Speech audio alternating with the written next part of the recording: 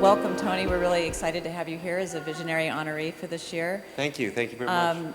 We wanted to ask you a few questions. So, we're moving to a world, if not already there, where everything is connected. What role do you see Google and more specifically Nest playing in that future connected world? Well, I think, a lot of people say we need to connect many, many different things. But it's not just connecting it to one destination, it's connecting them together. So for us at Nest, as well as at Google, it takes leadership to get developers around the world to all talk a lingua franca for these types of devices. So we think we're really trying to push the industry forward so that we're not just connecting from endpoint to endpoint, but getting things to talk much more sooner together to work on your behalf. So it takes leadership and it takes a lot of resources to be able to make that vision happen. That's really cool. So kind of a platform play. Exactly. You've been a sort of serial successful entrepreneur. What advice would you have, like maybe top 3 points of advice you would have for the young entrepreneurs coming up today? Young entrepreneurs. Well, I was a young entrepreneur before I came to Silicon Valley, and it was really difficult. In college and in high school, there wasn't a lot of resource. We didn't have the internet back then, right? So it was really hard to get that knowledge, to gain the knowledge. So the first thing I did was come here and work for my heroes and learn from them and see the craft and how they execute it. And that was the first thing that was so important to me, was doing that.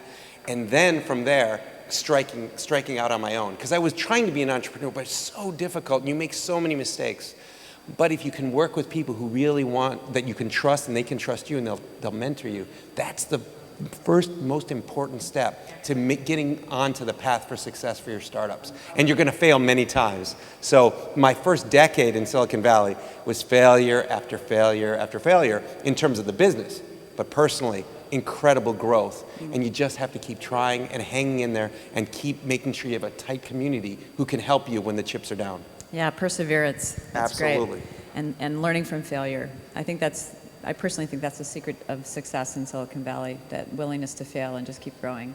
So you're obviously working on Nest at Google and, maybe the Internet of Things, the connectedness of everything.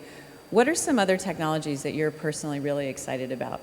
So, I'm also an investor in many startups, so it keeps me sharp, but I'm very curious. And so where I'm really looking at new things is in bioengineering, right? And we look at DNA synthesis, we're looking at how DNA is modified in the body, gene therapy.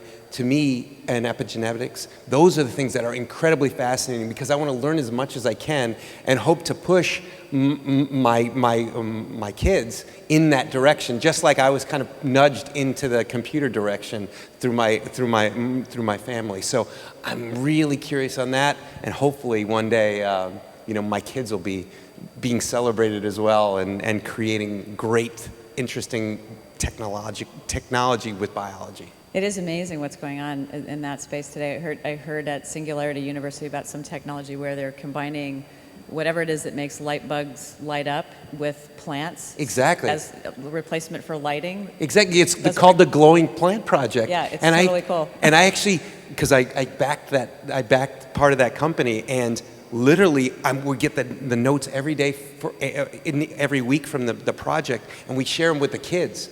And we can't wait to get our first glowing plant and try it. So just it's really get cool our kids stuff. Thinking about all of that stuff. Absolutely. Well, thank you. We're really excited to have you here today and appreciate your time. Thank you so much.